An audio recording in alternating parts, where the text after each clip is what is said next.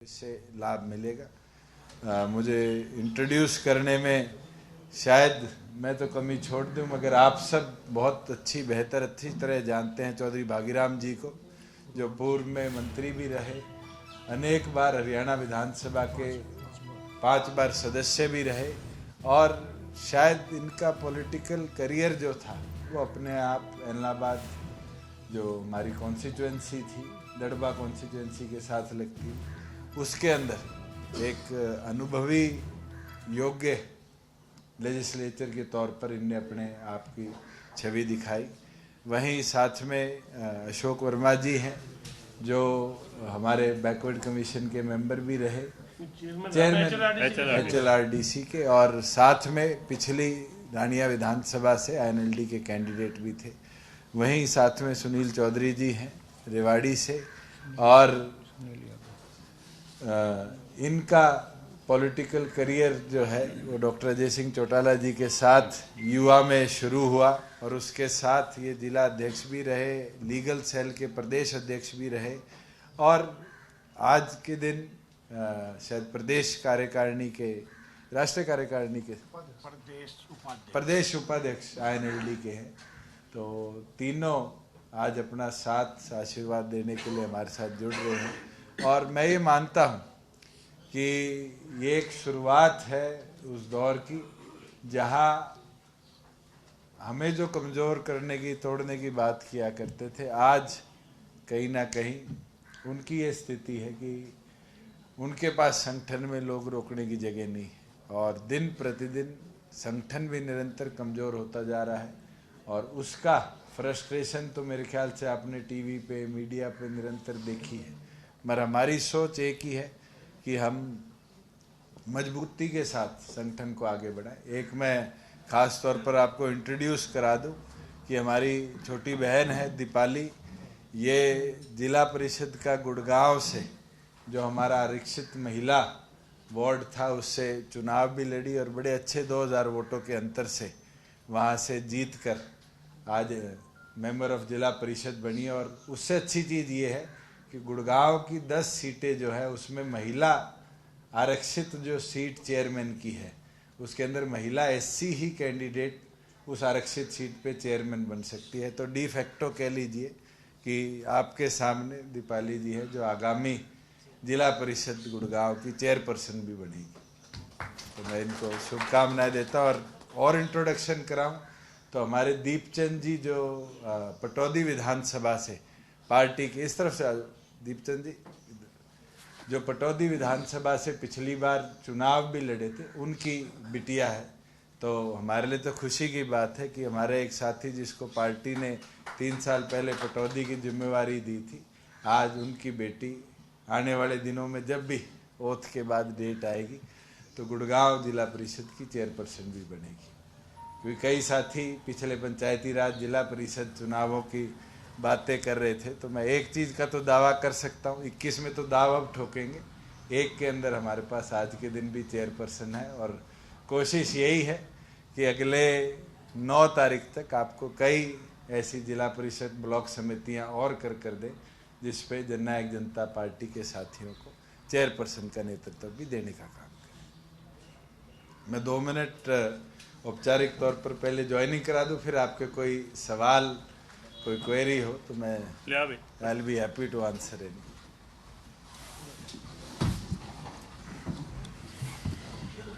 ले आओ, ये तो प्रदेश अध्यक्ष का काम है, ये हम कर लेते हैं। वेलकम सर, स्वागत है आपका। आइए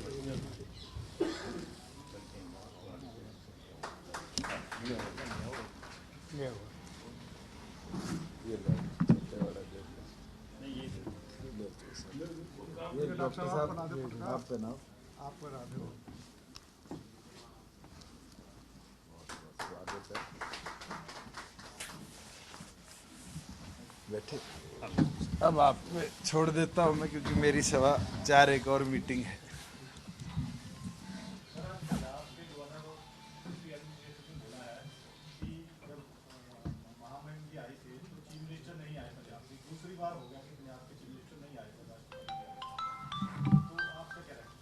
देखिए, मैंने उस दिन पूछा भी था और मुझे लगता है उनने औपचारिक तौर पर ये कन्वे कर दिया था कि उनकी अनुपस्थिति रहेगी, क्योंकि वो गुजरात में थे। और मुझे लगता है कि अगर विदाउट इन्फॉर्मेशन कोई नहीं आता, वो तो जरूर उस पद की गरिमा को भी ठोस पहुंचाना है, मगर अगर प्री इन्फॉर्म्ड है, और मुझे नहीं लगता कि ऐसा होगा कि पंजाब मुख्यमंत्री ने इन्फॉर्म नहीं किया होगा।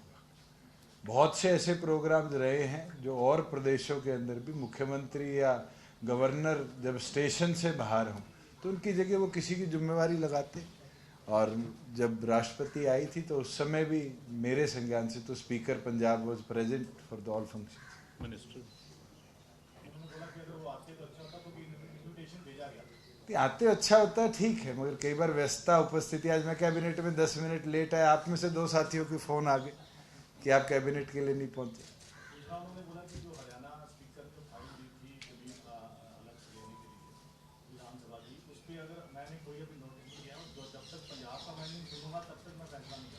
देखिए, लैंड जो हमारी विधानसभा के लिए मांगी गई है, इसका औपचारिक तरीका विधानसभा से नहीं होगा। Land will be taken through the chief secretary, और चीफ सेक्रेटरी ने औपचारिक तौर पर उसके बाद पत्र लिख के भेज दिया है। उस पत्र को गवर्नर साहब यूनियन होम मिनिस्ट्री को फॉरवर्ड करेंगे, और यूनियन होम मिनिस्टर के सामने पहले ही ये फैसला इस विषय के ऊपर जयपुर के अंदर जब नॉर्थ काउंसिल की बैठक थी तो हो लिया है। तो इन प्रिंसिपल अप्रूवल है, लैंड आइडेंटिफाइड है। अब तो सिर्फ ये है कि लैंड के बदले में लैंड लेने के प्रस्ताव के अंदर यूटी अप्रूवल देगी होम की तरफ से, या लैंड के बदले प्राइस अमाउंट ट्रांसफर पे दी जाएगी, उसके ऊपर फैसला करना है। और वो फैसला administrator, UT is not the final authority, union home ministry is the final authority to decide on it. और मुझे लगता है कि जब होम मिनिस्टर ने कैबिनेट जो हमारी नॉर्थ काउंसिल की बैठक थी उसमें इसमें सहमति दी है, तो कोई ज्यादा डिले इसमें होगा। पंचायत चुनाव को लेकर के सर इंडियन नेशनल लोकदल और आम आदमी पार्टी बड़ी उत्साहित नजर आ रही है। उनका कहना है कि जिला परिषद उनके अच्छी संख्या में जीत कर है, 2024 की मांगी है। मैं तो एक चीज बोल सकता हूँ कि अब मिलकर 22 के 22 जिलों में गठबंधन कोशिश करेगा कि 22 के 22 चेयरमैन बने। और मैं ये विश्वास दिला देता हूँ कि आज के दिन ये परिस्थितियाँ 1-2 में नहीं, लगभग सभी जिलों में बन रही। अब कोई एक जिले से खुश हो रहे हो दोनों पार्टियां तो अलग बात है कि सिरसा के अंदर, मैं वही कह रहा हूँ, कोई एक जिले से खुश हो रहा हो तो फिर पवन सिरसा का ये डिटेल बता देगा आपको शायद।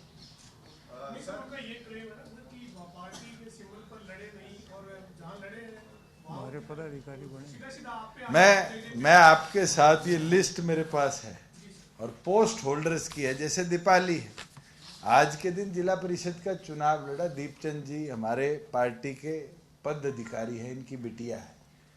ये फैसला पार्टी की पंचायती राज बैठक में हुआ, फिर कमेटियां बनाएगी और उनने पूरे प्रदेश का दौरा किया और दौरे के अंदर ये निर्णय हुआ कि पार्टी मिलकर चुनाव लड़ेगी। उसके बाद ये निर्णय हुआ कि बिना सिंबल के चुनाव लड़ेगी, और बिना सिंबल के चुनाव वाली बात पर फिर पार्टी ने सहमति बनाई और कमेटियों को आदेश दे दिए कि पैनल बना के पैनल के ऊपर निर्णय करे जाएंगे। और मुझे खुशी है कि जो पैनल बनाए अधिकतम साथी उन पैनल्स के अंदर से हमारे जीते। और मैं तो ये मानता हूँ कई तो ऐसे साथी हैं जो ग्राम पंचायत का, एक तो मेरे को सोनीपत में साथी मिला जो टॉस में चुनाव हार गया। अब उसकी किस्मत को आप क्या कहोगे, जीता मानोगे हारा मानोगे। मेरी खुद की कॉन्स्टिट्यूएंसी में डुमरखा में हमारे बैकवर्ड सेल का एक साथी चुनाव लड़ा, 1 वोट से चुनाव हार गया। ओवरऑल वोट कितना आया है और हमारे साथियों को कितना आया है ये तो अभी कैलकुलेशन करी नहीं, पर मैं मानता हूं कि रूरल इन्वायरमेंट के अंदर जो रूरल वोट बैंक है हमें बहुत मजबूती मिली है। बहुत से ऐसे युवा हैं जो चुनाव जीत कर आए हैं। और मैंने जो आंकड़े उठाए हैं, मैं जितने सरपंचों से, जिला परिषद के मेंबरों से मिला हूं, सबसे खुशी की चीज ये है कि 50% तो इस बार महिलाएं आ गई, तो 50% हिस्सेदारी का वादा तो पूरा हो गया। मगर ये चीज, और ये तो आप पत्रकार साथियों आपको आंकड़े उठाने चाहिए कि बिलो द एज ऑफ 45 21 साल से 45 साल के कितने युवा चुनाव जीते, और मैं गारंटी दे सकता हूँ 75% इसमें युवा मिलेंगे जो आज के दिन इलेक्शन जीत के आए। और हमारा तो टारगेट था सक्रिय राजनीति में युवाओं को भागीदारी मिले, उनकी हिस्सेदारी बढ़े, और आज उसका लाभ मिला है। और सबसे अच्छी चीज़ है कि ऑड इवन प्रणाली जो हमने लागू करी 50% के लिए, उसको किसी ने चैलेंज नहीं किया। वुमेन रिजर्वेशन को चैलेंज किया, बैकवर्ड रिजर्वेशन को चैलेंज किया, एससी रिजर्वेशन को चैलेंज किया, मगर किसी ने ऑड इवन प्रणाली को चैलेंज नहीं किया। इस बार जिस सीट पे पुरुष है और जिस सीट पे महिला है, अगली बार वो रिवर्स होगा, और उससे नए लोगों को, नए टैलेंट को ये मौका मिलेगा कि वो अपनी प्राइमरी पॉलिटिक्स के अंदर हिस्सेदारी को बढ़ाए। सर, एमबीबीएस छात्रों की जो हड़ताल है वो लगातार जारी है। मुख्यमंत्री से भी वो मिले, लगातार 3 दौर की वार्ता जो है हो चुकी है, लेकिन अभी तक बॉन्ड पॉलिसी पर जो है सहमति नहीं बनी। आप इसका जो आप रखेंगे, किस तरीके से समक्ष रखेंगे? देखिए, मेरी मुलाकात जब मैं रोहतक गया था 7 इनके छात्र नेताओं से हुई थी। मेरे आगे उनने 4 पॉइंट्स रखे थे। पहली चीज कि जब हम एमबीबीएस से एमडी और एमएस की ओर जाएंगे तो क्या हमारा बॉन्ड कैरी फॉरवर्ड होगा, और मुझे लगता है सीएम साहब ने उस पर कल सहमति दे दी। बल्कि उस केस के अंदर जब वो एमडी करेंगे तो वो पीरियड भी बॉन्ड के अंदर ट्रीटेड पीरियड के तौर पर काउंट होगा, जो कि उनकी बात की सहमति है। दूसरी चीज 40 के आंकड़े को नीचे लाने की बात है। मैं तो सीएम साहब का धन्यवाद करता हूं कि एक बार हमने डिस्कशन करी और उनने कल सहमति जताई कि इसको कम कर 30 लाख कर दिया जाएगा, जो कि ऑप्टिमम 25 लाख रुपए ही बच्चे के ऊपर 25-23 लाख रुपए पड़ेगा। तीसरा विषय उनका था कि अगर गवर्नमेंट जॉब अश्योरिटी नहीं देती तो क्या बॉन्ड का बर्डन हमारे ऊपर तब रहेगा, और इस पर बड़ी अच्छी तरीके से कल निर्णय ले लिया गया है कि बॉन्ड का अगर गवर्नमेंट अश्योर्ड आपको कॉन्ट्रैक्चुअल जॉब नहीं दे पाती 1 साल के अंदर अंदर, तो आपको बॉन्ड भरने की जरूरत नहीं है, गवर्नमेंट विल बेयर इट, अगर आप प्राइवेट सेक्टर में प्रैक्टिस नहीं करते। और अगर आप प्राइवेट सेक्टर में प्रैक्टिस करते हो तो आप वहां से बॉन्ड की जो किस्त है उसको भर पाओगे। जॉब अश्योरिटी की आपने बात करी, स्टूडेंट्स का कहना है कि ये बातें जो है वर्बली हुई है, लेकिन हमें रिटन में चाहिए गवर्नमेंट से कि अगर जब प्रदेश के मुख्यमंत्री प्रेस कॉन्फ्रेंस में आकर 1-2.5 घंटे की बैठक के बाद बात कहता है तो वो कमिटमेंट है।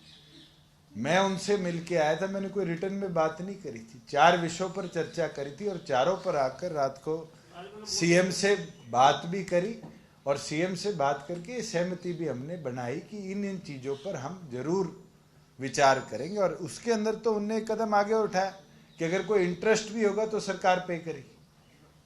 मैं ये मानता हूं कि अब उन छात्रों को इसमें सहमति दिखानी चाहिए। जो उनकी मुख्य मांग थी उसको सरकार ने पूरा किया है, और अब क्योंकि एडमिशन सेशन चल रहा है, उनका भी करियर इम्पैक्ट होता है, उनको वापस काम पे और पढ़ाई पे लौट जाना चाहिए। उन्होंने कहा सीएम साहब ने कि हम पॉलिसी लागू करेंगे, रिवाइज नया पॉलिसी जारी होगी। जब कमिटमेंट ही होगी गवर्नमेंट की तो पॉलिसी प्रिंटेड ऑन पेपर आने में बहुत लंबा समय नहीं लगता, मगर इंटरेस्ट वाला कि इंटरेस्ट सबवेंशन भी गवर्नमेंट करेगी। सर, बुढ़ापा पेंशन पे ब्रेक लगा हुआ है सर काफी समय से, उसको लेकर के क्या? मैंने चर्चा करी है और उम्मीद है कि जल्द उसके ऊपर हमने जो 250 रुपये का इंक्रीज करना है उसको करेंगे। इसके अलावा आपने जिस तरीके से विधायकों को 25 करोड़ रुपए देने की बात की थी, अब पंचायतें का गठन हो गया है सर, कुछ यहाँ के लिए भी कुछ विजन? देखिए, विधायकों के 25 करोड़ रोड इंफ्रास्ट्रक्चर के लगभग 19 विधायकों के मेरे पास जो उनके इंजीनियरिंग विंग्स के फाइनल अप्रूवल्स आ गए हैं, उनको हमने अप्रूव कर दिया है। लगभग 19 के अंदर से 7 ऐसी कॉन्स्टिट्यूएंसी है जिसके अंदर पूरे 25 करोड़ रुपए मांगे गए हैं।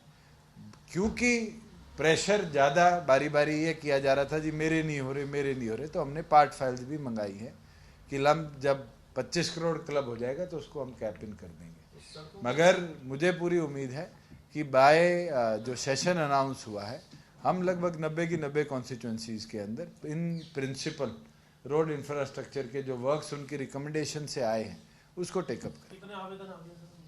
लगभग 17 एमएलएज के मेरे पास से अप्रूव होके जा लिए हैं, बचे हुए के इन प्रोसेस है। क्योंकि कोई सड़क का नाम लिखने तो सड़क का काम तो नहीं बनेगा, उसको इंजीनियर जाएंगे, नापेंगे, उसका एस्टिमेटेड कॉस्ट बनाएंगे, कॉस्ट बन के फाइल बनेगी, फाइल बन के आएगी।